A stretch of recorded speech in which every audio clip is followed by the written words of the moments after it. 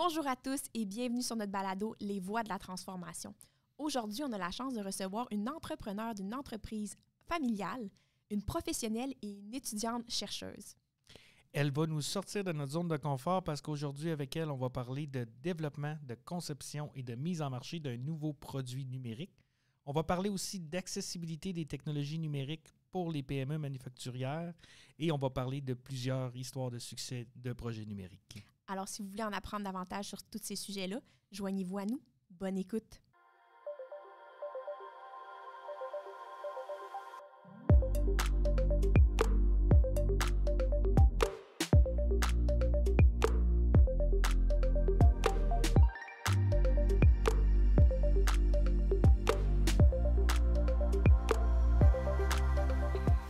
Donc aujourd'hui, on accueille Alexandra Rousseau, directrice industrielle et étudiante à la maîtrise en génie industriel à l'Université du Québec à Trois-Rivières.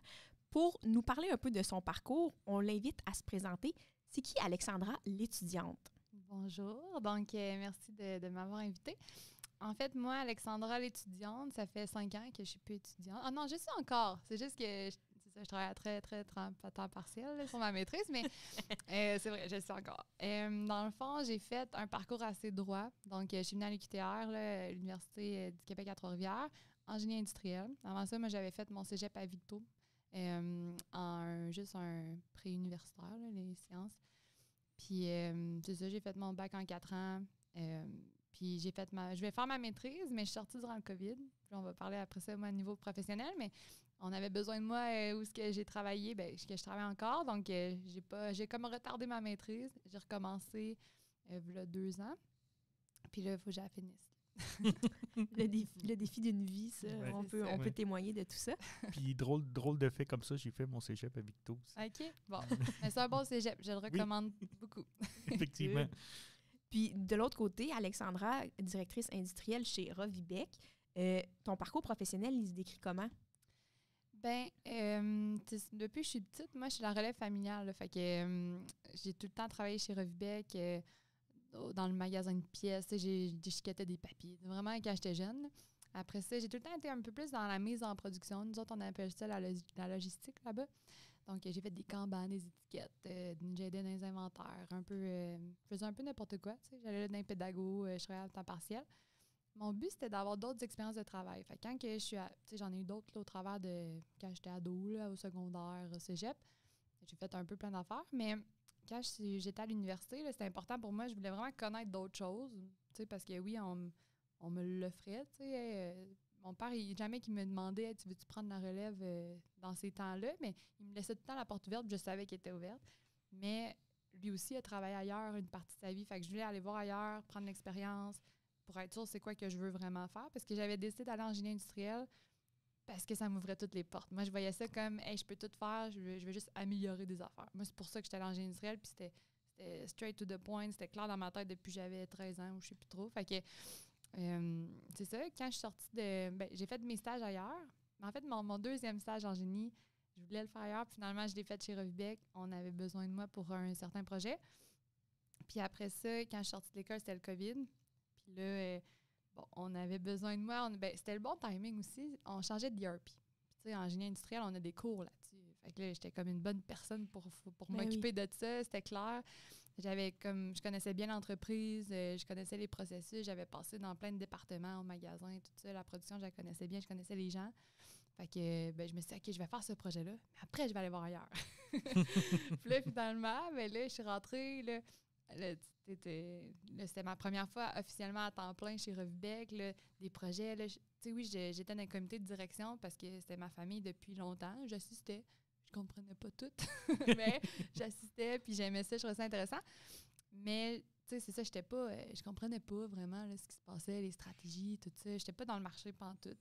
Fait que, mais à temps plein, là, je commençais à comprendre. Là, les comités de direction mensuels, OK, là, je comprends ce qui se passe. Puis là, je comprends ce qui est important, nos valeurs. Puis là, l'équipe, puis l'engagement. Puis il y a des gens que ça fait longtemps qu'ils sont là. Puis que moi, je croisais, mais je savais pas trop. Fait que là, tu deviens impliqué. Tu crées des liens avec les autres personnes avec qui tu travailles. Puis là, je peux plus sortir. Puis à un moment donné, là, les projets s'accumulent. Puis là, j'en ai de plus en plus, des plus gros. Puis wow. Puis là, je triple. Je m'en vais plus jamais. Mais je veux quand même faire ma maîtrise. Fait que là, je me suis dit, là, attends, il faut que je la fasse ma maîtrise. Fait que j'ai commencé temps partiel, tout ça. Et dans le temps du COVID, vers la fin du COVID, là, il y avait quand même, quand tu avais le COVID, il fallait quand même que tu t'isoles, tu sais. Fait que là, souvent, moi, quand j'avais le COVID, là, je donnais des coups sur ma maîtrise. Quand je pouvais pas aller travailler, là, j'allais un gros petit rush. C'est de même que j'ai avancé comme un peu. Puis là, finalement, c'est ça, je rentrais pas dans le temps de ma maîtrise, c'est pas ça le but, mais là, j'essaie de financer en parallèle, mais là, j'ai plein de beaux projets chez Revibec, puis là, j'ai décidé de prendre la relève. Puis au travers de tout ça, j'ai été beaucoup accompagnée. Même là, je continue à être accompagnée dans différents groupements de relève, d'entreprises. Je fais quand même, tu sais, je me mentor bien, tu sais, je me fais mentorer aussi par l'externe. Puis c'est ça, j'ai pris ma décision officiellement. Ça fait peut-être, tu sais ça, je sais même plus le temps, ça passe vite, mais ça fait peut-être un 3-4 ans, 3 ans et demi, 4 ans. Donc, tu es officiellement la relève de Revibec. Oui, si tout va bien. Si tout va bien, là, tout va bien. Ça va bien, mais je veux dire, il faut rester ouvert. Puis, tu sais, c'est tout le temps un fit. Hein, tu sais, je veux pas imposer rien à l'entreprise, mais ça fit bien, tu sais, en ce moment. Si je suis pas toute seule là-dedans, tu sais, je vais pas être la seule relève. Je suis bien entourée, puis on veut impliquer d'autres gens là-dedans. Puis moi aussi, je le veux. Fait que c'est ça le plus important, je pense. Ouais. Que les deux parties le veulent. Ouais. On a parlé un peu de toi chez Revibec, mais Revibec, c'est qui comme entreprise pour les gens qui nous écoutent? Je veux comprendre c'est qui Revibec, c'est quoi? Oui, fait que Revibec, on a 50 ans l'année prochaine, officiellement. Wow! Oui, c'est une entreprise qui a débuté à Sainte-Monique, au centre du Québec. C'est mon grand-père, Victor Rousseau, qui a fondé ça en 1976. Puis, en 2014, on a déménagé à Nicolette. Pardon. Et puis, en fait, on a tout le temps été dans l'automatisation des fermes laitières, principalement, là. Donc, puis pour l'alimentation. Fait que, tu sais, il y a tout, dans l'agricole, il y a tout un monde, là. Le laitier, tu sais, la traite, le fumier, les champs. Nous autres, on est vraiment pour alimenter les vaches, principalement. Mais on a des clients, des fois, dans les chefs, tout ça. Nos équipements, ils peuvent servir à d'autres choses. Mais le but, quand on les a développés, c'est vraiment pour les vaches. Puis, c'était, tu sais, pendant beaucoup d'années, on a été les pros, là, des robots d'alimentation, des systèmes. Puis on en fait encore là, un petit peu des mélangeurs, exemple, stationnaires qui vont... Parce que les vaches, ils mangent comme une salade là, avec plein d'ingrédients. Fait qu'ils vont mélanger ça, distribuer ça avec des panneaux de contrôle qui vont tout gérer ça automatiquement. Puis, fait que c'est ça notre expertise. Dans les dernières années, là, les marchés ont changé. Puis nous, on exporte depuis peut-être 15-20 ans. On a commencé en Europe, on exporte au Japon, on exporte, là, on commence en Australie, en Amérique du Sud, là, ça commence à aller de plus en plus aux États-Unis. Fait qu'on a quand même des marchés variés, puis tout le temps dans les fermes laitières. Mais là, les fermes, ils grossissent. Fait que là, tranquillement, on a changé notre... On va peut-être en reparler tantôt, mais on a changé notre bon de commande, si je veux, ce qu'on offre là, comme produit. Carnet de commande. Notre carnet de commande, oui, excusez-moi. Notre carnet de commande pour s'ajuster. Puis là, de moins en moins, je dirais qu'on fait des systèmes automatisés. On fait plus certains produits pour les fermes qui permettent d'automatiser. Puis la dernière fois qu'on a échangé ensemble, tu m'avais parlé un peu quand même de l'identité de Revibec. Ça m'avait comme marqué que vous aviez fait une révision de vos valeurs dernièrement, dans les dernières années, disons. Pourquoi vous avez eu le besoin de faire un changement de valeur? Quelles sont les valeurs actuelles chez Revibec? Puis comment vous les ressentez au quotidien? Bon, je vais essayer de résumer ça un peu. C'est dur des fois de résumer ce qui s'est passé. En fait, c'était en même temps que moi, je suis arrivée. Fait que des fois, c'est comme un addon, c'est la vie, elle se passe de même. Là, mais dans le fond, mon père, Martin, lui, toute sa vie, il était dans le développement des affaires. Fait qu'il voyageait beaucoup. Là, dans toute mon enfance, il était tout le temps parti. C'est grâce à lui qu'on exporte. Là, il a vraiment développé les marchés. Puis, durant le COVID, tout est arrêté. Il est revenu, mais en même temps que moi, je suis arrivée. Je suis sortie de l'école en même temps. Fait que les deux, on est arrivés à l'interne dans l'entreprise en même temps. Puis, dans ce temps-là, moi, j'étais un petit peu plus jeune. Puis, là, j'y parle avec ce que je me souviens. Puis, comment que moi, j'interprète la situation. Mon père, il aurait sûrement un discours différent. Puis, aussi le reste du comité de direction. Mais il y a eu, dans ce temps-là aussi, il y avait un autre DG. Notre équipe était un petit peu différente. Puis, il y a eu un changement totalement de vision. L'entreprise, attends, clash, le marché, il change. Comme je viens de vous dire, un petit peu, les fermes, ils grossissent, il y en a de moins en moins. Attends, il faut s'ajuster. On avait fait des gros investissements là, en déménageant en 2014 à Nicolette. On a une usine de 55 000 pieds carrés. Il faut faire marcher ça, puis on est obligé de faire avoir une certaine croissance. Fait que là, OK, attends, là, il a comme fallu réajuster la vision de l'entreprise. Puis, même là, alors qu'on se parle, notre mission, notre vision, elle est claire, mais on ne l'a pas encore officiellement réécrite, noir sur blanc, là, puis affiché clairement. c'est comme si c'est des discussions qui prennent du temps, puis il faut se laisser le temps, ça, je pense. Oui. Puis je me souviens, c'est dans le temps, on avait des petites tables de pique-nique à côté de l'usine, puis là, ils sont plus à la même place, là, mais c'est comme un vendredi, on prenait une bière, le comité de direction. Puis je sais plus, honnêtement, tu sais, j'étais plus jeune dans ce temps-là. Puis mon père remettait ça un petit peu sur la table, les valeurs, tu sais. Puis là, on voulait vraiment commencer à plus gérer avec les valeurs, les mettre de l'avant. Encore là, comme je dis, j'étais pas à temps plein avant. J'ai l'impression qu'on en parlait moins des valeurs. Tu sais, il était sur notre site Internet, sur un PDF, là, puis c'était tout, tu sais. Fait que quand mon père est arrivé à l'interne, ça l'aidait beaucoup à gérer, puis à centraliser là, pour avoir une vision officielle. Puis je dirais, tu sais, nous autres, innovation, on a encore rigueur, engagement. Puis là, il y avait respect avant. Puis là, on a comme remis en question. Tu sais, respect, c'est comme la moindre des choses. Tu sais, comme, oui, il faut se respecter. Là, tu sais, on voulait remettre du sens dans tout ça, là, rebrasser ça. Puis on avait comme fait des brainstorms, puis tout, puis là, il y avait Vigueur qui est sorti. Parce que dans ce temps-là, on avait vraiment un besoin, tu sais, le rigueur, je vais peut-être en reparler tantôt, mais aussi on est encore en train de cogner le clou là-dessus, là, la rigueur. Mais la vigueur, on était comme, hey, là, tu sais, on stagne, tu sais, il faut être d'action, là, tu sais, là, il y a de quoi à changer, faut qu'on. Notre marché change, il faut être d'action, il faut pas perdre le fil, il faut rester en avant. Fait que je pense qu'on avait besoin de cette valeur-là. On a fait un switch. Puis c'est ça qui est un petit peu dans notre cas qui est arrivé dans mes mots.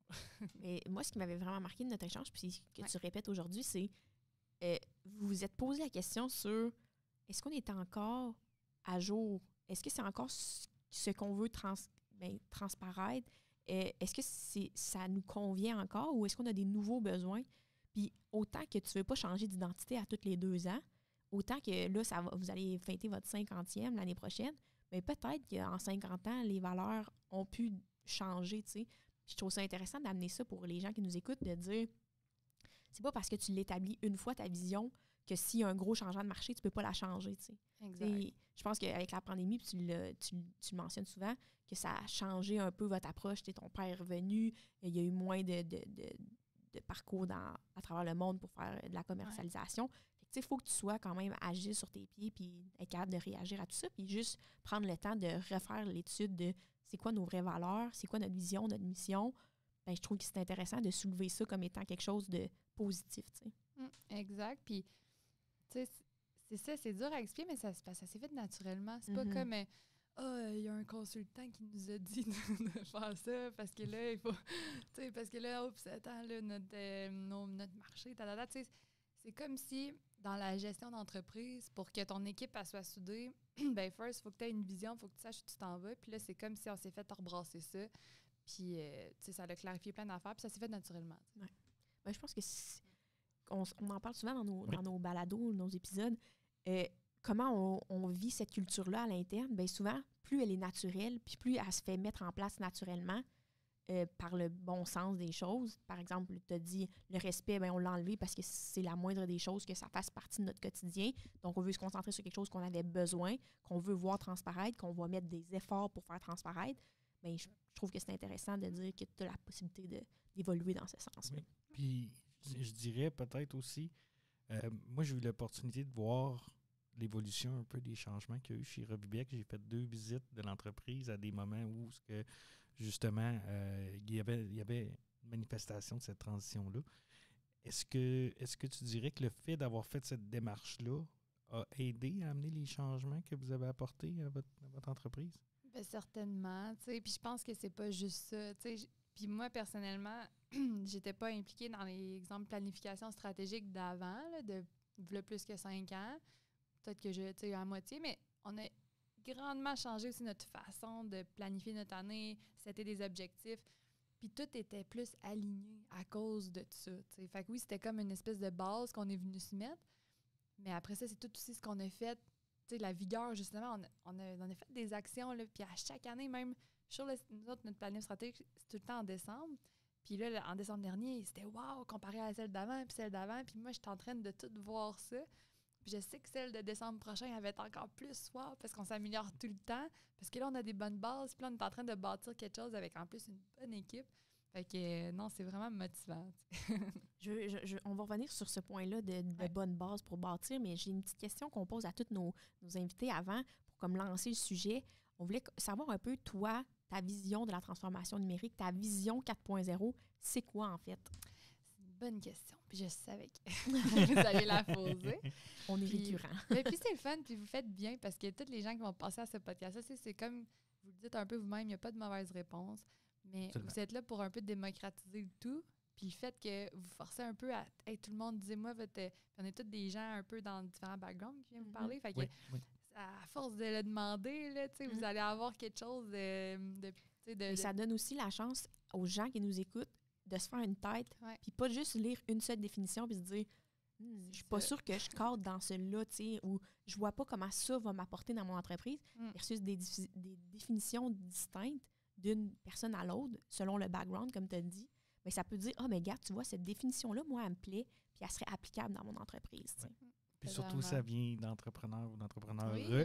comme toi là, qui vient nous parler de Yes. ça. Donc, Mais là, moi, mais c'est- oui, on veut la réponse. C'est sûr que oui, puis mais j'ai encore aussi la couleur de ça fait pas si longtemps que je suis sortie de mon bac, puis tu sais, j'entends encore mon prof. Je suis chantée à l'oreille. On le salue s'il nous écoute. Oui, c'est ça. On souhaite qu'il nous écoute. Salut Sébastien! C'est ça, on va y envoyer.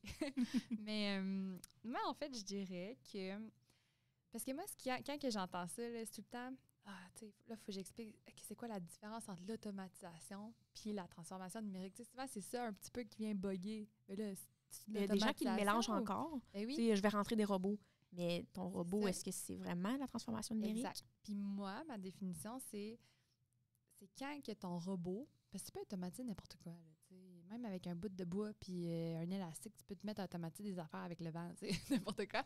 Mais c'est quand ça devient intelligent. Moi, je dirais que c'est ça, là, c'est quand l'automatisation devient intelligente, qu'elle devient connectée, tu sais, que tu centralises tes données, mais pas n'importe quoi, juste pour avoir plus de sens, pour pouvoir prendre des décisions stratégiques plus rapidement, tu sais, être capable d'être plus agile dans ta prise de décision pour gérer ton entreprise puis pour prendre les bonnes décisions en temps réel. Tu sais, je pense que c'est quand ton automatisation te permet de faire ça. Tu sais. C'est pas juste de n'importe quelle tâche. Tu sais. Fait que c'est un petit peu ça, moi, je pense, ma définition à moi. Fait qu'il y a un mélange d'avoir les bonnes données en temps réel, d'intelligence là-dedans. Tu n'es pas pour automatiser n'importe quoi, mais ce qui compte vraiment. Fait que je dirais que c'est ça ma définition. Je prends ta définition. Oui. Je la garde, on va en reparler tout à l'heure. Parfait. On va prendre une courte pause, mais avant, j'ai une dernière petite question à te poser. Oui.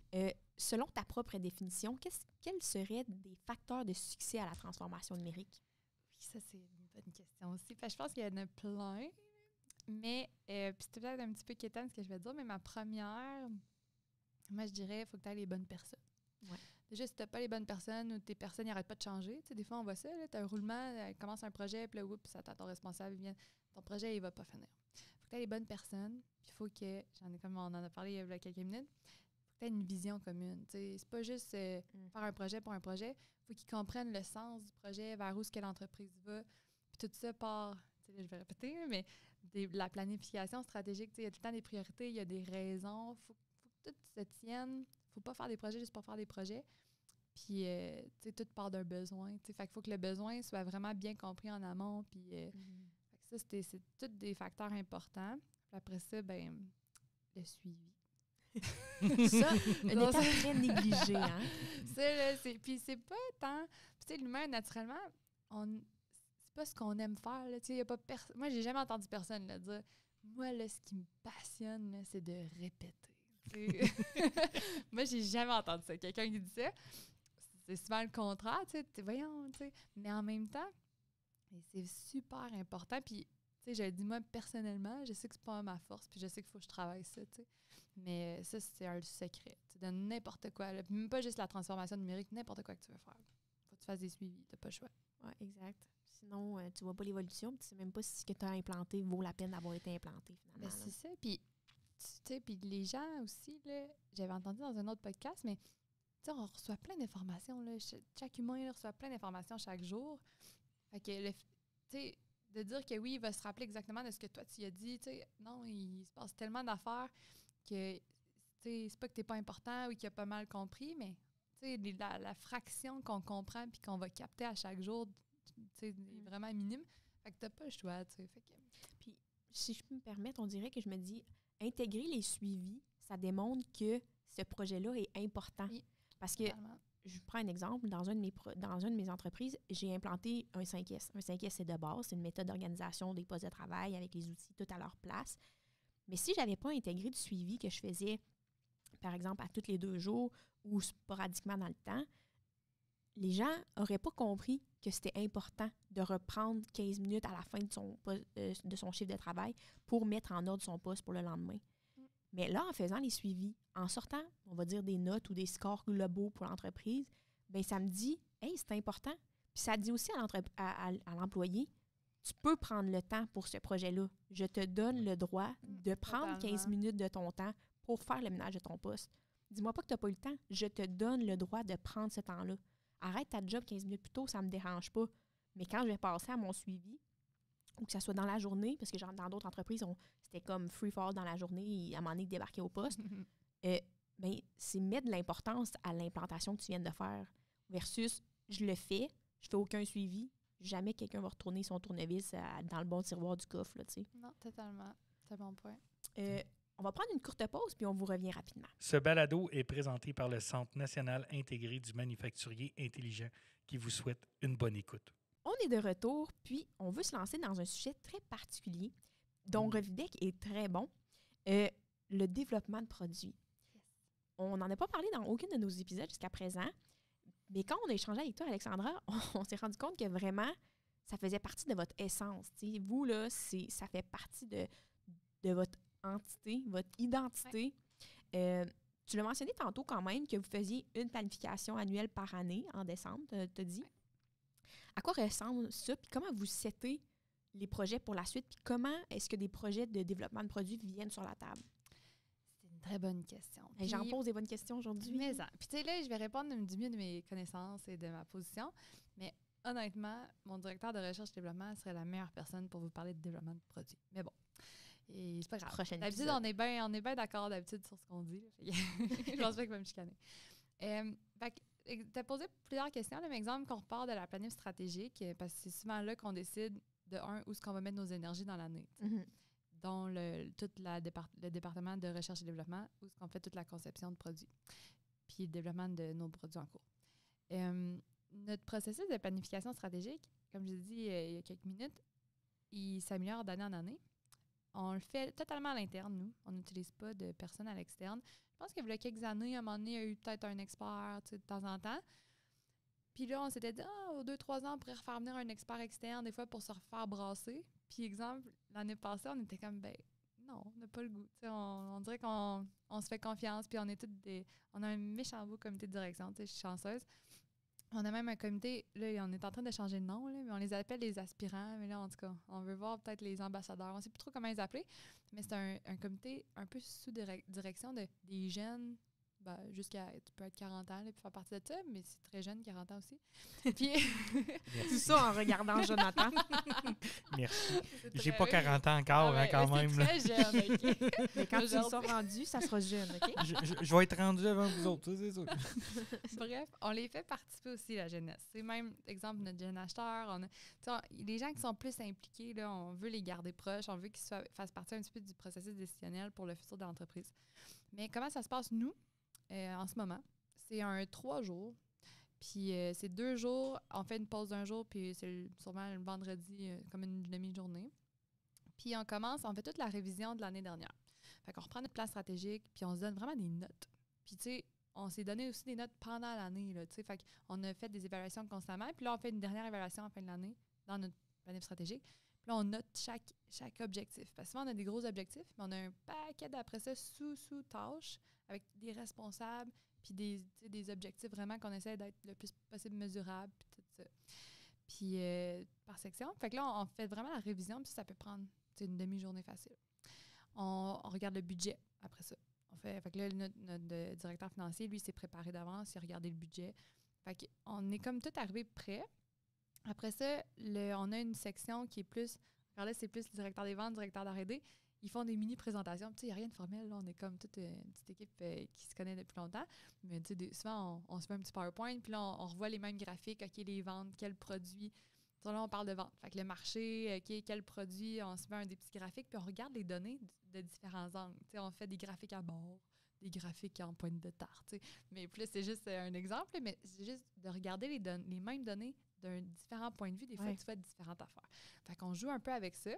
Puis à chaque année, des fois, on sort de quoi de nouveau. Puis souvent, c'est justement Francis, le directeur de recherche et développement, qui va réfléchir à... Hey, puis des fois, il nous fait des surprises. Hey, regardez ça. T'sais, puis il nous en parle pas avant là, d'arriver à la planète stratégique. Bon, c'est juste le fun. Puis, fait que suite à ça, fait que là, c'est comme notre première partie, c'est un peu la revue.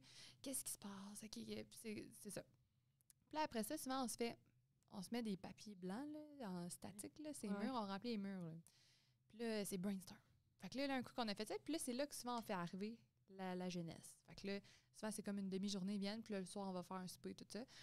Puis souvent, on sort de la bière, puis on regarde ça. Les meilleures idées viennent souvent avec la créativité. Totalement. C'est tout le temps ça pour nous.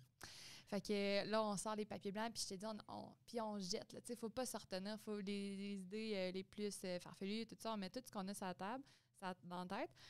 Puis après ça, ben, la dernière journée, la dernière demi-journée, souvent, puis là, on se laisse comme une journée de congé. Puis là, à un moment donné, il faut aussi aller à l'usine aussi, là, s'occuper de l'usine. Parce que c'est comme tous les directeurs sont plus à l'usine quand on fait ça. Puis après ça, souvent le jeudi, on retourne à l'usine. Fait que là, on a dormi là-dessus. Tu as comme mis off à ton cerveau. Tu es revenu dans tes affaires, tout. Fait que là, ça nous laisse un peu un petit temps.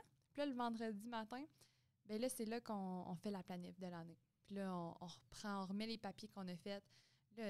Puis souvent, on se laisse un peu aller. Des fois, on a fait des graphiques, là, des matrices effort, impact. On ressort des outils, des Ishikawa, des affaires de même. Puis là, à la fin, on arrive, on se fait un fichier Excel. Puis là, on écrit nos objectifs, ce qui ressort le plus. Puis souvent, il y a de quoi qui va avoir résonné plus que d'autres choses. Il y a des années, on avait 3 gros objectifs. Là, tranquillement, on devient de plus en plus concis. Puis c'est ça. Puis ça finit tout le temps avec une liste de tâches, avec des responsables. J'aime que tu termines avec ça parce que tu l'avais dit la dernière fois qu'on s'est parlé. Puis j'étais comme, j'espère qu'elle va le redire aujourd'hui parce que faire tout ce processus-là pour pas arriver à une liste de tâches avec des responsables, avec des tâches dédiées, tu viens de faire ça dans le vide. Là, oui, hey. Puis là, tu dis à ton équipe, hey, ça, c'est l'objectif. Go! Ouais. Comment on va y arriver? Ben, ça revient à avant la pause quand on parlait des suivis. Oui. Si je mets un responsable, ça veut dire que je lui dis, c'est correct que tu prennes du temps pour cet objectif-là. Exact. Oui. Ça fait partie de ton mandat, tu sais. Puis on s'est amélioré, là. Honnêtement, là, on n'était pas de bon... Ben moi, je trouve, je le vois, là, d'un œil plus externe des fois, là, je suis consciente. Je le vois qu'on s'est vraiment amélioré dans les 5 dernières années, là. Je trouve qu'on est bien meilleur en suivi. Tu sais, là, à chaque mois, on regarde nos comités de direction, on regarde les états financiers, mais on revoit aussi nos objectifs. On parle de nos objectifs. On est agile. OK, non, attends, on ne l'atteindra pas. Là, on les mesure beaucoup plus qu'avant cette année. Là, c'est fou. Là. Moi, j'ai jamais vu ça, comment on mesurait bien, l'exemple, nos ventes. Là, on a des tableaux. Avant ça, à chaque année, on s'améliore. Puis ça se fait organiquement. Là, c'est comme naturel. Fait que, c'est ça. Puis de cette démarche-là, il y a un petit bébé là, qui est né du côté de Revue Oui, ben oui. Ben oui. Oui, puis ça, c'est ça. Ça fait quand même, c'était autour de 2021, 2022. On était avant la fin de COVID. Puis justement, il n'y a pas longtemps, j'en parlais avec mon collègue. Puis là, on a comme un peu refait les étapes de cette histoire-là. Mais on cherchait tranquillement quelque chose, tu sais, OK, qu'est-ce qu'on peut, un nouveau produit. Parce qu'on ne fait pas des nouveaux produits à chaque année. Là, la dernière fois qu'on a fait un vrai nouveau produit, ça fait 10 ans. T'sais. Après ça, nous, à chaque année, on fait des nouvelles versions de notre produit. T'sais, c'est ça qui nous anime. On améliore nos produits. On écoute le marché, nos clients. Puis on est tout le temps en amélioration. On fait des V1, V2, V3, des nouveaux modèles, etc. Mais là, on était comme dû pour un nouveau produit. Puis, pour plein de différentes petites raisons, on s'est dit, hey, là, on pourrait se diversifier notre marché. On serait plus robuste. On voulait chercher. Puis là, on a regardé selon les talents de l'entreprise. Puis on a fait participer tout le monde. Parce qu'on n'était pas pressés. Parce que dans le passé, les nouveaux produits ils arrivaient plus un peu naturellement. C'était comme vraiment des demandes claires de nos clients. Dans le domaine agricole, c'est ça. Puis les compétiteurs, etc. C'était comme vraiment, ça venait tout seul. Hey, on va faire ça. Puis bon. Puis là, hey, on serait prêt à faire d'autres choses. On a une capacité en R&D. Qu'est-ce qu'on fait? Puis là, on a fait un processus. On avait fait venir une consultante. Honnêtement, dans ce temps-là, moi, j'étais comme nouvellement à temps plein. Fait que je sais plus pourquoi, à base, on l'avait fait venir. Mais elle était venue nous présenter. Ça, je me souviens ce qu'elle nous avait présenté, l'Innovatome. J'en ai déjà parlé dans d'autres plein d'autres articles, là, mais en somme, on a comme pris le temps, on a impliqué tout le monde dans l'usine, on a fait 2 genres de sessions là, de quelques mois, qu'on a fait des équipes, là, le soudeur avec le comptable, n'importe qui voulait participer. On a dit, qui veut participer? Venez. Fait que là, on leur assigné un ordinateur pendant leur temps de travail, là, leur quart de travail, 2 heures par semaine, exemple. Ils allaient s'asseoir devant l'ordi, puis là, ils cherchaient. Puis là, ce qu'on leur avait dit, c'est, première session, c'était, selon nos forces, Revibec, on fait de la découpe, on fait de la soudure, on fait de la mécatronique. T'sais, on n'est pas des experts programmeurs, on ne fait pas du plastique. T'sais. Fait que selon nos forces dans l'usine, notre expertise, qu'est-ce qu'on pourrait faire d'autre? Fait que là, on a fait des brainstorms. Puis là, l'étape 2, c'était d'aller un petit peu plus concrètement dans l'idée. Puis, tu sais, au final, ce qui revenait beaucoup, c'était un de nos produits vraiment vedettes là, qu'on exporte énormément. C'est ça qui est un peu la vache à lait de Revibec, là. C'est un ranger. Ça, c'est un petit robot qui passe dans les allées des fermes, là. Puis quand les vaches mangent, ils repoussent l'ensilage avec leur nez. Fait que là, il faut tout le temps repasser pour remettre la bouffe devant eux. Puis c'est un petit robot, là, ça ressemble à une grosse Roomba. Ça passe, ça repousse la moulée. Puis ce produit-là, tout sortait un peu « Hey, on faudrait faire de quoi avec cette technologie-là? » Fait que là, OK, puis là, ça a vraiment popé dans une planète stratégique. On prenait une bière. La bière. Oui, évidemment. Puis même le nom est sorti de suite, le Rangerman. Puis là, on a décidé carrément de partir ce nouveau produit-là, mais diversification de marché. Fait que là, c'est totalement un nouveau marché industriel.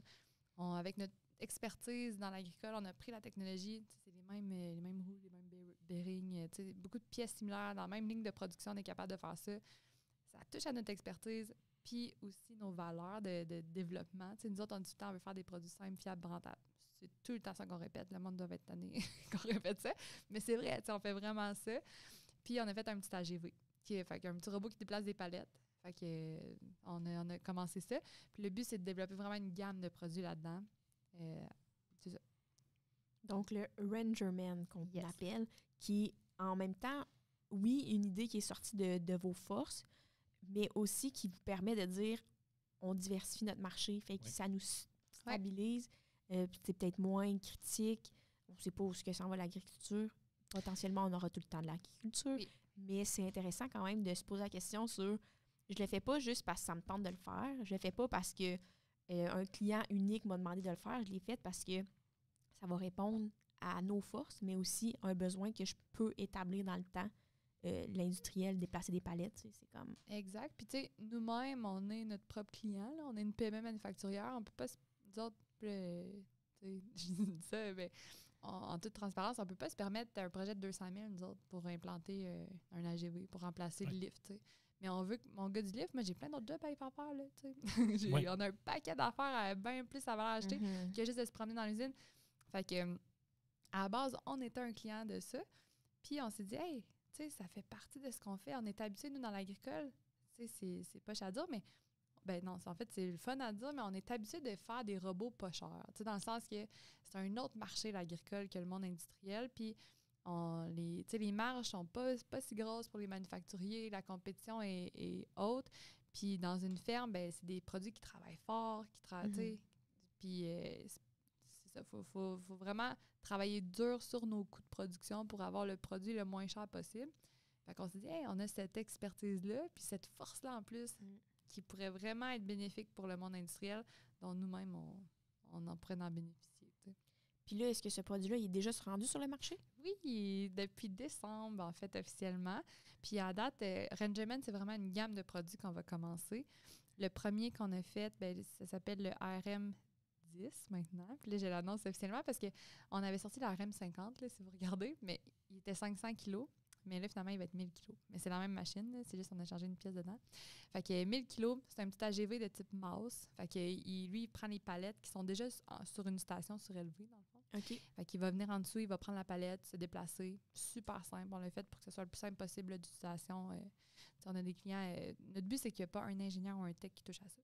C'est les gens, l'opérateur, les magasiniers. C'est fait pour eux, c'est fait pour que ce soit simple pour eux. Très mécanique comme machine. Puis là, dans les prochains développements qu'on veut faire, ben celui à palette, qui va prendre la palette par terre. On a des étagères mobiles. On l'a déjà fait pour nous à l'usine. Fait que tranquillement, on va faire d'autres développements dans la gamme Rangerman, tout le temps avec l'idée de rendre accessible la technologie. Rendre à une petite PME. Oui, exactement. C'est ça. Notre créneau, c'est ça. T'sais, tant mieux s'il y a une grosse entreprise qui dit « Hey, moi, j'en ai besoin. Parfait, parfait. » Ben oui, go. Mais sache que cette machine-là, elle fera pas tout. Là. Nous autres, ça fait juste transporter des affaires. Justement, elle est développée pour pas faire un paquet d'affaires. Après ça, s'ils veulent connecter des affaires après, nous autres, on donne accès. Là, connecter votre ERP après, mais c'est vous qui vous en occupez. Puis d'ailleurs, on vient là-dessus. Là. Je vais rouvrir un tiroir qu'on a fermé tout à l'heure. Je vais reprendre ta définition que tu as parlé tantôt de la transformation numérique puis du 4.0. Ouais. Tu parlais entre autres de faire du sens, d'avoir des données qui sont accessibles, puis d'avoir une certaine intelligence. Souvent, l'AGV est une technologie qui est inclue dans le 4.0. Est-ce que le RenderMan est une technologie 4.0? Bien, encore, je pense que c'est une excellente question. Ma réponse, moi, ça dépend comment qui est intégré dans l'entreprise.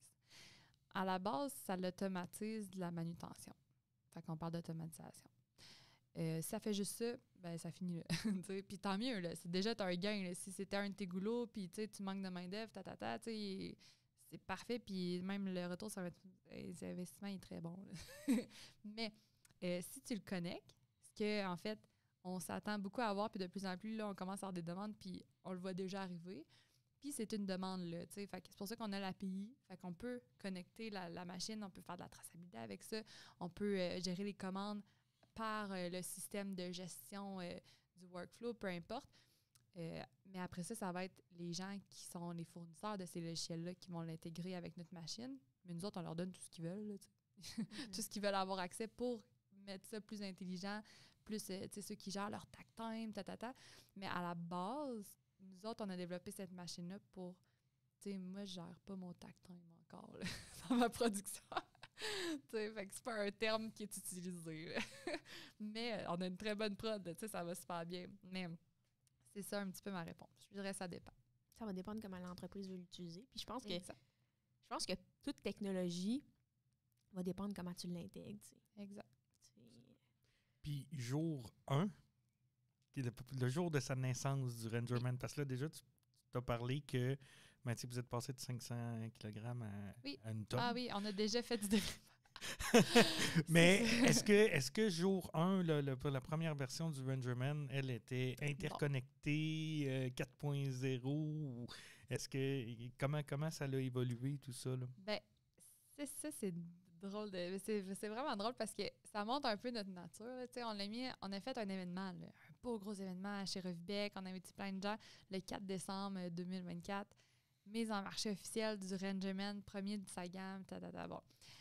Puis là, un mois après, on se dit « Hey, non, attends, on le modifie. » Hey, attends, là, c'est la V1, on l'avait, là. On a acheté les collants pour mettre dessus, tout.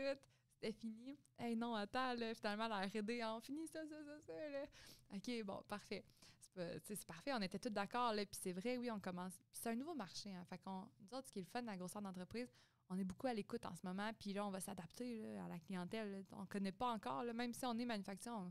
C'est nouveau pour nous, là, ça fait pas 50 ans comme dans l'agricole. Fait que on est prêt à modifier, puis la V2, elle va sûrement venir aussi dans pas long. T'sais. Fait que, puis là, mais ce qu'il a fallu faire, puis moi, ça faisait longtemps que je le martelais, là, mais il a fallu que les gars dans R&D se fassent une liste. Puis ça, c'est la V1, point. Fait que là, ils se sont fait une liste là, pour arrêter. Mais tu sais... Parce que tu peux toujours continuer de l'améliorer. Oui, fait qu'à un moment donné, il faut que tu la mettes sur le marché. Là, la liste, ça finit plus. Là. Puis tu sais, si on les laissera aller... C'est une gang de gars qui trippent, là, puis il y a une femme, là, je fais attention, mais ils trippent, eux autres, c'est ça, leur passion de faire du développement. Fait qu'à un moment donné, il faut les arrêter et dire, OK, non, ça, c'est la V1, check, ça, on le sait, là, on veut le faire, on va le faire, V2, OK? Fait que, parce que là, il faut qu'on en vende, là, tu sais. À un moment donné, il faut payer ça, ce développement-là. Ouais, exact. Mais oui, c'est ça. Mais là, je me questionne à savoir, une entreprise qui veut développer un nouveau... Parce que moi, ce que je comprends de Revibec, c'est... Vous avez quand même une équipe de développement en place, un directeur de R&D en place. Ça fait partie de vos réflexions de planification stratégique. Vous avez décidé d'ouvrir un nouveau marché, mais qu'est-ce que tu conseillerais à une entreprise qui chevauche en ce moment l'idée de dire « J'ai une idée, je pourrais aller dans un autre marché, ça me fait peur, ça me fait pas peur. » Qu'est-ce qu'il faudrait qu'elle ait pensé faire au préalable pour s'assurer que c'est pas une idée un peu farfelue, mais que c'est une idée qui va se tenir dans le temps, tu sais? C'est vraiment une bonne question parce que déjà, là, tu me le demandes, puis j'en connais des gens là, qui sont dans cette situation-là.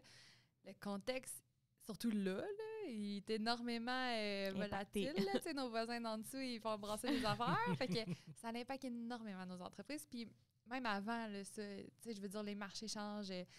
On est de plus en plus numérique. Il y a plein d'affaires qui affectent toutes les entreprises. Ça peut faire 100 ans que tu es en affaires. Puis du jour en 2 semaines, ça peut changer parce que tu as une nouvelle technologie sur le marché. Tu sais. Fait qu'il faut vraiment tout le temps rester à l'affût.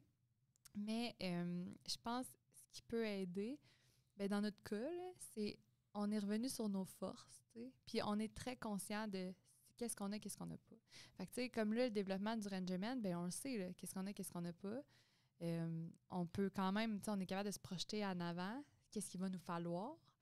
Puis on commence déjà à se poser des questions, hey, qu'est-ce qu'on veut? On veut devenir bon, qu'est-ce qu'on veut devenir pas bon? Puis là, je vais citer, parce que j'ai écouté il n'y a pas longtemps le podcast de Judith, là, de Cookit, un peu son histoire, qu'est-ce qu'elle a vécu. Puis, tu sais, à un moment donné, elle disait, elle essayait d'être expert dans tout. C'est pas une bonne idée. Non, c'est ça que je me questionnais à savoir. C'est pas une bonne idée. Puis nous, tu sais, moi, un exemple, ben, on vient officiellement de sortir le marketing. On veut pas devenir expert en marketing, nous. Non, c'est pas ce qu'on veut faire. Alors, on est manufacturier. Tu sais, fait qu'à un moment donné, tu mets tes limites, tu dis qu'est-ce que toi t'es. Puis des fois, là, il y a des gens qui me demandent pourquoi ça, pourquoi vous avez pas décidé de faire ça à la place. Ben, des fois, c'est ça que l'équipe, elle avait le goût. À un moment donné, on est tous des humains, c'est quoi qui nous drive, c'est qu'est-ce qu'on a le goût. Ça drivait l'équipe. T'sais. On aurait pu faire sûrement 50 autres affaires, là, finalement, comme autres produits, d'autres diversifications. Mais ça, l'idée à nous allumer, elle nous motivait, ça nous drivait. Puis des fois, c'est juste ça qu'il faut, tu sais. Puis il faut que tu respectes tes limites. Puis, tu sais, après ça, c'est une entreprise, c'est vivant. Fait qu'il faut que tu décides où tu t'en vas. Puis avec l'équipe que tu as, c'est juste ça, là, au final. Là. Mais je pense que c'est important pour les auditeurs de comprendre que ce qu'on encourage, c'est pas de s'éparpiller. C'est de connaître ses forces, de connaître ses faiblesses, son expertise, puis prendre des décisions en conséquence de ça, puis de ses besoins. Fait que, vous aviez la capacité d'ouvrir un nouveau marché en fonction de vos forces. Puis là, vous avez décidé de foncer dans cette direction-là, puis vous aviez les compétences pour le faire. Mais je veux juste être sûre qu'on explique bien. C'est une bonne avenue parce que c'est bien de se diversifier, mais de se diversifier hors de son expertise, c'est rarement une bonne idée. Totalement. Puis tu sais, c'est excellent ce que tu viens de dire parce qu'exemple, pour très longtemps, puis même encore là, je dirais pas toutes les personnes dans notre recherche-développement, mais une grande partie, c'est des agriculteurs. Là, ils ont des fermes, là, fait que dans le temps des champs, tout ça, des fois, hop, ils sont pas là. Fait que, puis tu sais, on est manufacturier, fait qu'on est client de notre propre développement, fait qu'on s'embarque pas dans quelque chose qu'on connaît pas. Tu sais, dans tout ça, quand les gars ils développent une machine agricole, ben ils connaissent ça, tu sais, ils ont grandi là-dedans, puis ils vont encore aider leurs parents, ou ils en ont une, ou tu sais. Fait que même chose, on a développé quelque chose qu'on est le client cible, tu sais.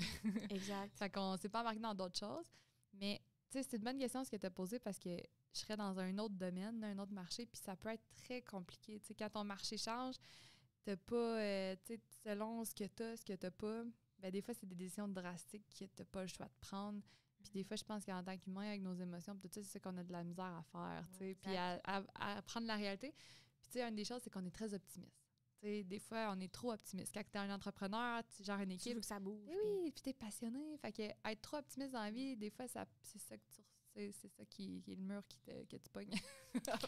Oui, ben en même temps, ça peut être un moteur de motivation. Là, parce que en même temps, pour un projet comme ça, vous avez impliqué beaucoup les gens, puis probablement que ça l'a aidé, mais il faut qu'il y ait une personne qui porte ce projet-là. Totalement. Il faut qu'il y ait quelqu'un qui prenne le flambeau puis qui dise « OK, on s'en va par là-bas, voici le chemin qu'on prend. » Puis ça, cette personne-là, c'est-tu toi, en fait, qui a joué ce rôle-là? Bien, ce serait moi puis Francis, mon directeur de recherche et développement. Je pense que... Puis tu sais, là, je dis ça en toute humbleté. Je sais pas si ça se dit, mais tu sais, à base... Humilité, oui. Ouais, en toute humbleté. J'utilise ce mot-là tellement fréquemment, donc pour moi, il existe dans mon vocabulaire. C'est bon, c'est bon. On se comprend. Mais, puis tu sais, à base, je dis ça. Puis, tu sais, moi, j'ai zéro développé, ce robot-là, là. Fait que c'est plus un travail d'équipe. C'est toute l'équipe de recherche développement qui l'a monté. Mais après ça, ma production, moi, j'ai pas touché à un tournevis là, pour faire ça. Dans le sens que moi, je sers à rien si les autres sont pas là. Puis encore là, ben là, oui, moi, je me suis occupée plus du branding, mettre les mots, après ça, le commercialiser, puis là, le développer, puis le modèle d'affaires, mais en même temps, je fais pas ça tout seul, là, moi, puis je veux pas faire ça tout seul. Je demande tout le temps, « Hey, Francis, qu'est-ce que t'en penses? » Puis là, des fois, même, je demande à mon père son avis, puis même Pierre-Alexandre, notre directeur de finances, lui, il a une expertise dans son passé, il a travaillé plus dans des compagnies de tech. Fait que, tu sais, on se demande tout le temps conseil, puis tu sais, c'est pas one-man show, tu sais. Fait que... Puis là, je fais du pouce sur la discussion qu'on a, mais dans notre épisode numéro 3, je crois, avec l'entreprise mondiale, eux, ils parlent beaucoup, justement, que c'est important de faire des bons partenariats. Puis je pense que vous avez beaucoup de références à l'interne, vous êtes créé beaucoup d'expertise, vous avez pris des choix qui sont dans votre expertise, mais aussi de savoir s'entourer, tu sais. Tantôt, tu as dit les limites. Par exemple, marketing, on n'est pas expert là-dedans, on ne veut pas être dans cette direction-là, mais il faut falloir en faire. Mais des fois aussi de greffer, puis je ne sais pas si c'est le cas chez vous, mais de notre discussion avec les associés de Mondial, de savoir bien s'entourer, tu sais. Fait que tu l'as dit, c'est pas un one-man show, on est en équipe là-dedans. Exact. Mais aussi d'être capable de cibler dans notre équipe interne l'expertise manquante qu'on a pour greffer des collaborateurs externes, tu sais. C'est intéressant pour les gens qui nous écoutent de savoir que tu n'es pas obligé de connaître tout. Non. Tu peux aussi t'entourer de gens qui vont t'aider, tu sais. Puis, tu sais, nous, on n'a jamais fait d'acquisition. Puis, honnêtement, si on en fait, c'est parce qu'on n'a pas le choix. À un moment donné, puis, tu sais, je dis en toute transparence, c'est pas ce qui nous allume, là, nous. Mm-hmm. Mais il y a beaucoup de nos compétiteurs, tout ça, qu'eux, ils grossissent rapidement. Mais nous, on dirait qu'on... C'est ça, ce qui nous drive, c'est de développer nous-mêmes. Puis Mais ce qu'on fait, par exemple, notre modèle d'affaires, nous, on ne va jamais à l'utilisateur final. D'exemple, que je parle dans le monde agricole, on vend tout le temps à des concessionnaires, fait que des dealers qu'on appelle partout dans le monde. Puis ça trouve un réseau. Puis ça te fait que tu as accès, c'est un peu de la collaboration, là, parce que là, tu rouvres le réseau. Lui, il connaît localement son monde. Tu sais, moi, les Japonais, ben oui, je peux passer 2 semaines là-bas, mais tu sais, oui, la culture, je la trouve le fun. Waouh, c'est impressionnant, j'apprends full. Mais, tu sais, en 2 semaines, tu peux pas comprendre une culture, là, tu sais. Fait qu'il faut que tu fasses affaire avec les gens qui sont là-bas, qui comprennent les clients. Tu sais, même si leur ferme, ils ressemblent aux nôtres, c'est pas la même chose. Les gens ne fonctionnent pas pareil. Fait qu'il faut collaborer pour ça, pour ouvrir notre réseau. Puis, tu sais, dans le monde industriel, là, on va s'adapter à la demande des utilisateurs. Mais en ce moment, on essaie de faire la même chose parce que notre structure d'entreprise est faite pour ce modèle d'affaires-là. T'sais, on a un département de service, il n'est pas 20 personnes. Là, il est fait, il y a 4 personnes, 3 personnes. Il est fait pour servir des concessionnaires. T'sais. Fait que aussi, on va regarder comment ça évolue, mais on n'a pas le choix de collaborer et d'évoluer de même. C'est comme un peu un accélérateur aussi. Mais c'est un accélérateur, puis aussi, surtout, un facilitateur. Ben oui. Ça aide d'avoir de la collaboration. Oui.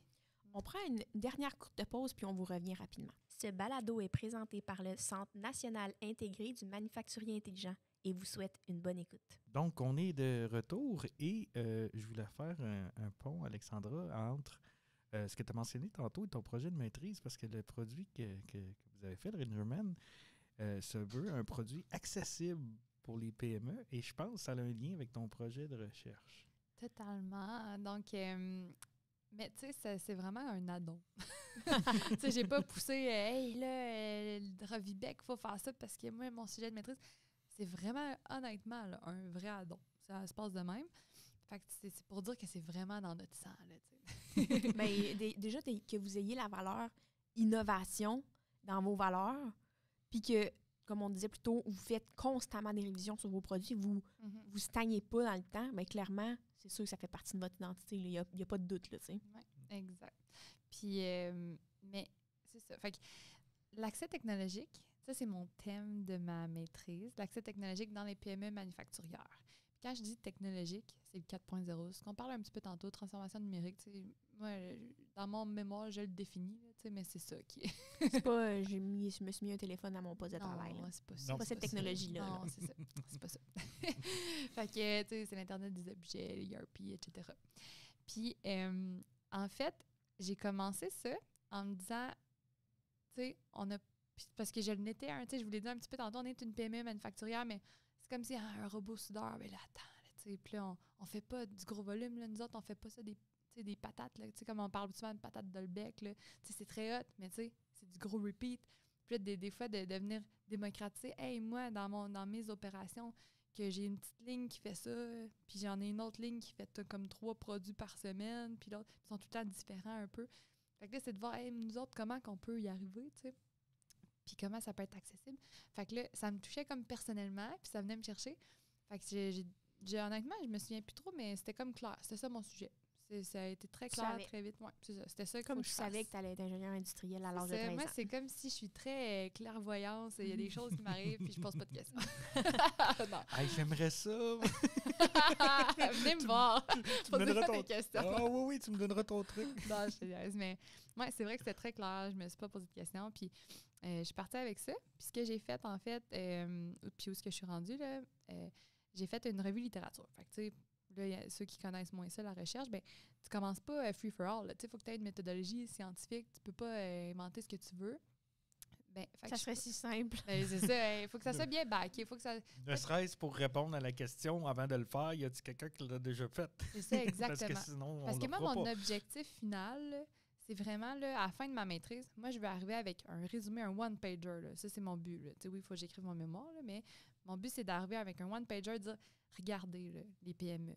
Mets ton énergie là, ou là, ou là et là, pour avoir accès à ça, ce que tu as besoin, toi, pour régler ton problème. Exemple, peu importe là, ton besoin, si c'est une technologie numérique ou peu importe qui va venir le solutionner, ou qu'il faut que tu mettes des efforts. Fait que, exemple là, ce que j'ai fait à date, là, quand je parlais de revue de littérature, ben déjà, il y a eu de la recherche sur, puis là, ça va être évident, là, mais les aides financières du gouvernement, réduire le coût de la technologie.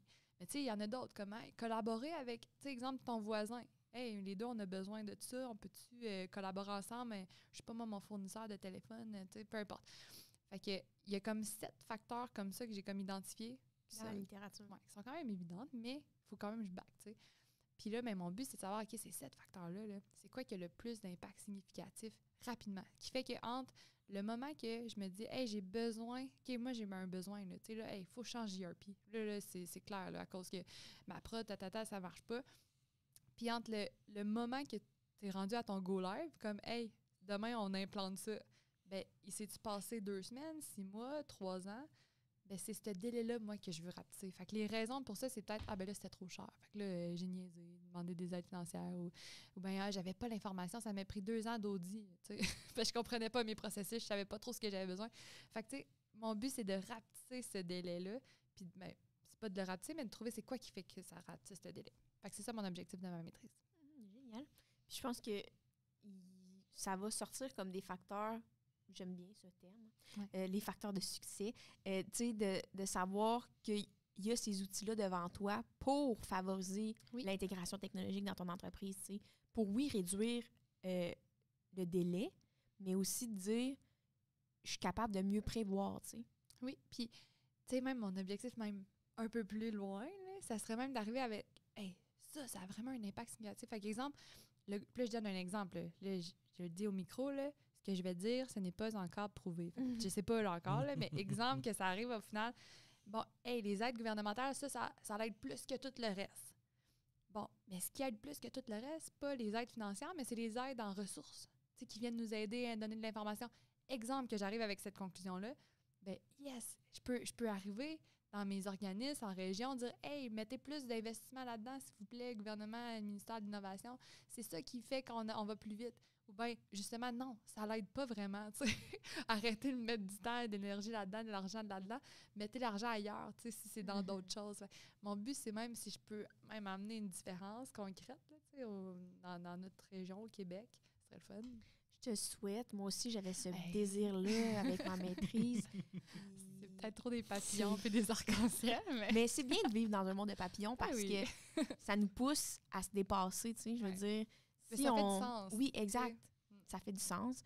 Puis au bout du compte, il y a quelqu'un à un moment donné qui va tomber sur ton affaire que lui, ça va l'aider, tu sais. Fait que peut-être que le gouvernement, lui, fera pas les changements potentiellement X d'une hypothèse X, mais de savoir qu'il y a quelqu'un à quelque part qui va lire ça puis qui va dire, moi, ça vient de faire la différence dans mon approche technologique. Tu sais. Exact. Si je peux sauver du temps et de l'argent à quelqu'un.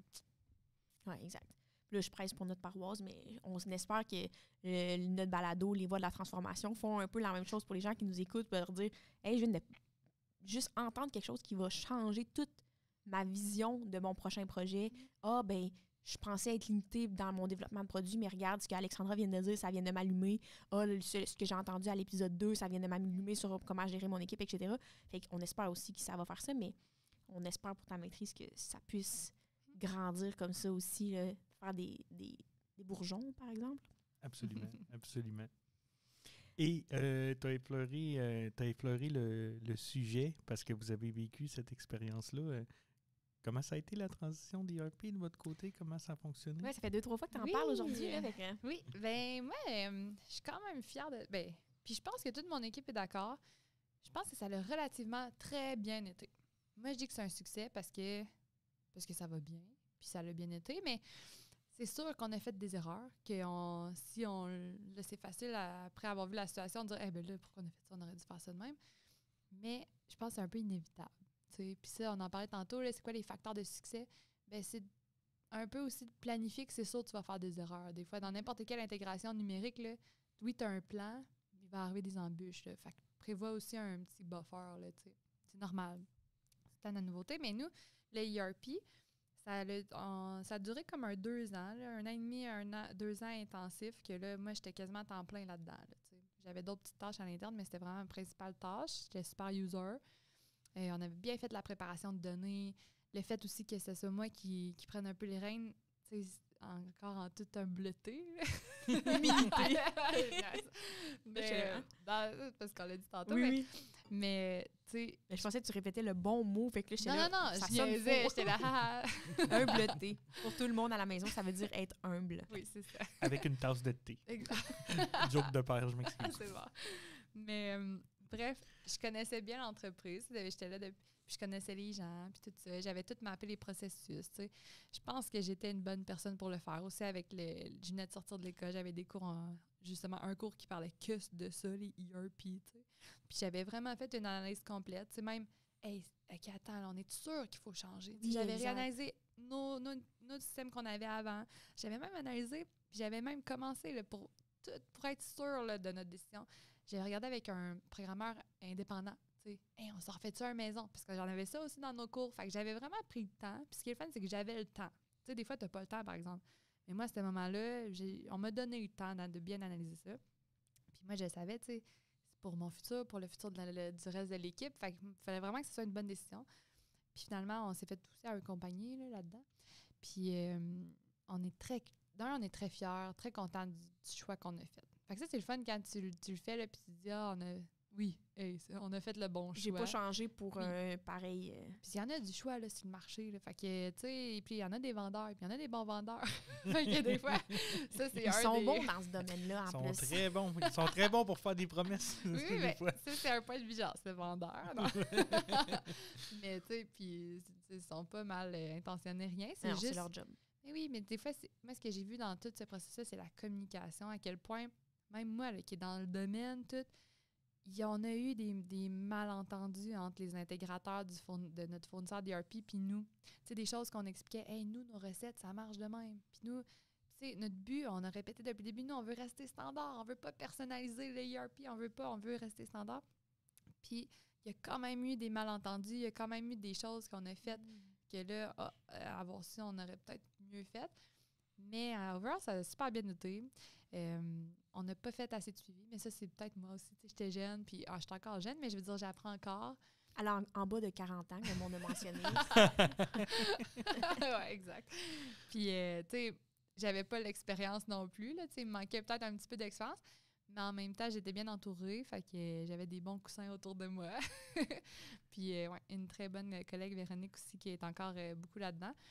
Fait que c'est ça. En gros, je pose des questions précises, mais en gros, en ce moment, on a tout fait. Puis c'est vraiment, nous, un ERP qu'on a choisi qui avait la production au cœur du logiciel. C'est le choix qu'on a fait. C'était notre besoin primaire, principal, nous autres, d'avoir une meilleure gestion de notre production. Puis au final, là, pourquoi? C'est pour gérer mieux notre coût de production.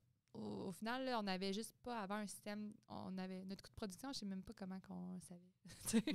Je pense que c'était des grosses estimations sur estimation. Puis on avait un coût, là, mais... La belle règle du pouce, là, qu'on c'est aime ça. Mais tu sais, on l'avait, là, dans les états financiers, il était là. C'est juste que quand tu commençais à regarder comment il calculait, lui... Bon, mais tu sais, ça nous a amené beaucoup déjà, là. Puis là, l'affaire, c'est qu'après 5 ans, là, ça fait 5 ans, là, puis on va implanter l'ordonnancement cette année. T'sais, mais il a fallu passer étape par étape. Puis si je le referais, là, on a essayé de passer des étapes. Ça, je pense que je suis pas la seule. Là. C'est qu'au début, on est revenu en arrière parce qu'on a essayé de faire trop vite des gros blocs tout en même temps. Puis pourtant, on avait sectionné, mais là, finalement, il a fallu revenir en arrière puis implanter étape par étape. T'sais, on a fini par le faire, l'étape par étape, même si on a essayé de passer du droit. Fait qu'il y a peut-être juste ça. Mais moi, ce que j'entends vraiment de ton discours, c'est on s'est posé la bonne question au début, si c'était le bon projet pour nous. On a analysé c'est quoi qu'on avait déjà entre les mains, savoir qu'est-ce qu'on cherchait. Là, tu as dit, vous autres, c'était centré, cœur, production, etc. Faire une sélection appropriée par rapport aux outils qui en a une panoplie, pas se faire influencer par les vendeurs, essayer d'être le plus neutre possible dans c'est quoi mon besoin, puis rester axé sur le besoin. Puis ensuite de ça, séquencer. Puis on veut séquencer, puis tu l'as dit, on l'a fait, puis on a quand même été trop vite. Fait que pour les gens qui nous écoutent, implanter un ERP, ben, si on part de la base, sélectionner un ERP jusqu'à l'implantation du ERP, c'est un projet majeur. C'est de grande envergure. Il y a énormément de choses à faire. Puis la dernière fois qu'on a discuté ensemble, tu avais bien mentionné que vous aviez quand même pris beaucoup de temps pour optimiser vos processus avant, pour les améliorer, pour être sûr que pour le ERP, ça soit des tâches à valeur ajoutée, que tout était en ordre, etc. Fait qu'il y a ça aussi à faire en amont. Fait que je pense que ce que je retiens, c'est prendre le temps de prendre le temps, tu sais. Oui, totalement.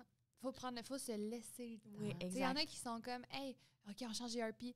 OK, ben on a 12 mois ou, je sais pas moi, 16 mois. OK, on a notre plan, notre Gantt. Wow, tout est parfait. Mais dans ce temps-là, là, tu te donnes pas le temps. Tu sais, nous, ça dépend quel projet, là. Tu sais, il y en a que tu peux pas nécessairement faire ça. Tu sais, des fois, je sais pas, t'implantes une nouvelle machine dans ta prod, là. Tu sais, à un moment donné, il faut que ta prod, elle roule, là, aussi. Tu sais, tu peux pas... on se donne le temps. Puis, mais étape par étape, puis c'est parce qu'aussi un ERP, tu le fais quand même, la job, là. Tu sais, je veux dire, avant d'avoir le logiciel, tu trouverais une façon de le faire. Bien, il faut que tu settes tes priorités, tes besoins, puis vas-y par étape. Puis ce qui n'est pas encore là, ben tu as encore ton ancienne méthode, là. Tu sais, c'est pas dramatique. Puis quand tu parlais, tu as parlé de 18 mois à 2 ans là, au total. Est-ce que dans ton 18 mois, 2 ans, votre temps de réflexion, tu l'inclus? Je pense que... non, il était un peu plus long parce que je ne l'ai pas inclus. On a fait un moins plus qu'un an. Là. On a vraiment moi aussi pris le temps dans notre réflexion. Là. Je me souviens, j'étais encore à l'école quand c'était mon stage. Ma job à temps partiel d'étudiante, de venir une fois semaine puis de mapper les processus. Ça a genre pris un an. Pendant ce temps-là, on avait aussi le gars, c'est parce qu'on avait des subventions. Je sais pas, il doit être peut-être encore actif, mais si tu faisais l'Audi 4.0, tu avais tes subventions. Puis on s'est fait accompagner aussi par une firme, là, Benoît Cormier, si je peux le nommer. Je l'aime bien. JLM Conseil. Oui, JLM Conseil. Et ils ont été super. Puis tu sais, ils nous ont vraiment aidés. T'sais, on est bien, nous autres, on aime ça, les tableaux Excel. Là. Faut pas que je le dise trop fort en industriel, mais on aime ça. Non, moi, j'ai des démangeaisons. Je sais. Si c'est bien utilisé, ça peut être quand même un bon outil pour une PME. Là. Oui. Puis tu sais, on avait fait, c'était pas dramatique, là, c'est juste une petite matrice là, pour évaluer nos besoins, puis selon les options qu'on avait, puis tout. Puis il avait super bien fait ça. Parfait, ça. On approche la fin de notre balado, de l'épisode d'aujourd'hui. Puis je veux pas qu'on manque les 2 dernières questions que je pose toujours à mes invités. Absolument. La première, c'est qu'est-ce que tu aimerais partager à une entreprise qui débute une transformation numérique? Qu'est-ce que tu aimerais leur partager comme conseil, par exemple? Bon, j'imagine que vous avez déjà dit ça plusieurs fois. Là, on aime ça se répéter nous autres aussi parce que ça rentre dans la tête de nos peut-être pas non plus, mais je pense que oui. Mais moi, genre, tu sais, on dit souvent les 7 pourquoi. Là, parce que souvent, là, quand on dit hey, « moi, j'ai tel problème », ben la plupart du temps, ça va être un symptôme. Tu sais, ça sera pas ton vrai problème, d'où ce que ça vient. Puis si tu mets, là, tu travailles, tu mets de l'énergie, là, puis là, tu payes des solutions technologiques, tout ça, sur un faux problème. Là. Ça, c'est Tu- décevant. Ben oui, puis même quand c'est pire, tu vas te mêler encore plus. Tu sais, Ouais, c'est c'est vrai. comme tu creuses ton trou, là, où tu perds par en avant, tu sais.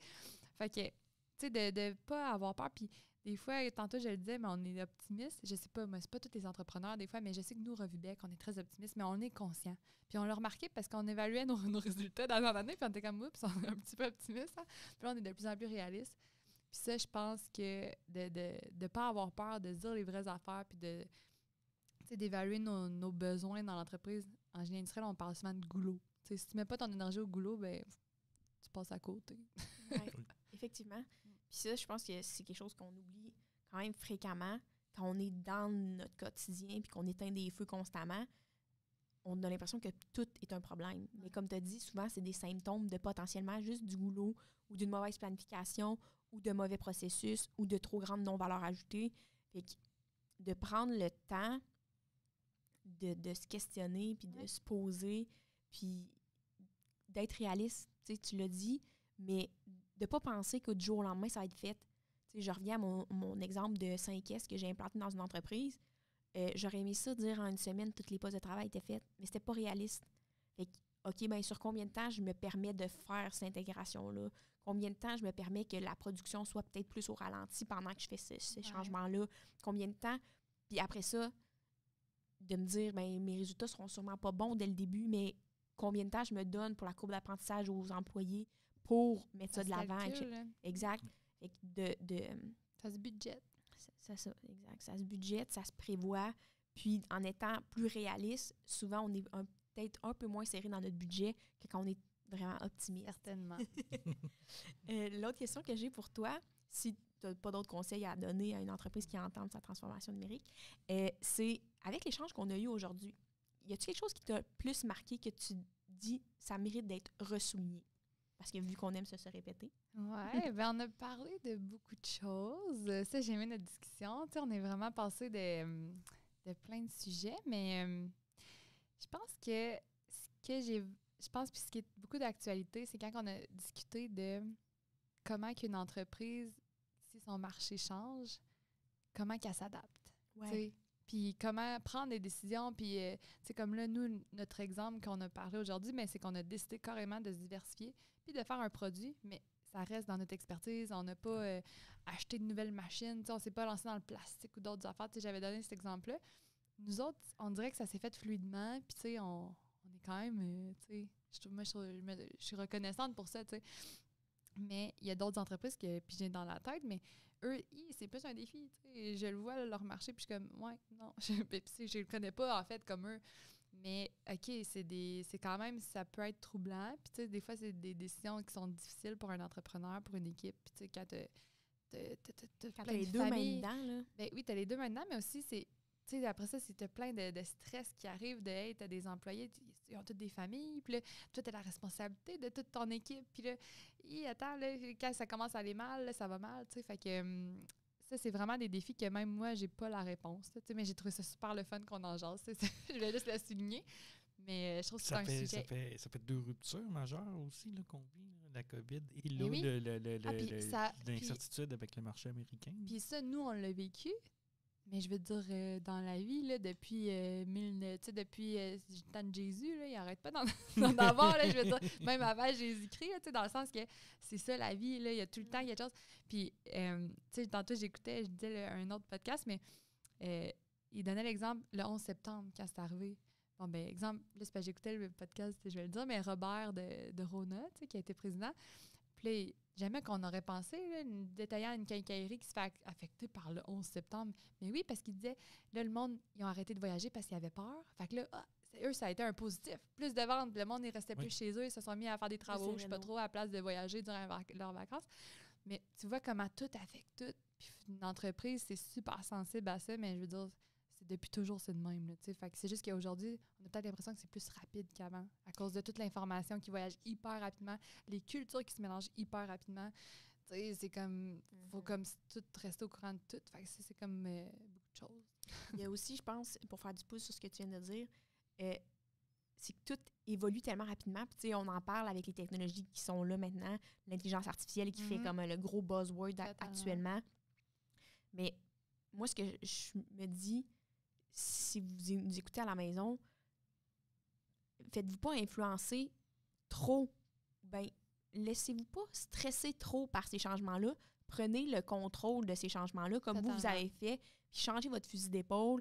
Re-questionnez-vous à savoir qu'est-ce qui est le mieux pour moi selon mes forces et mes faiblesses.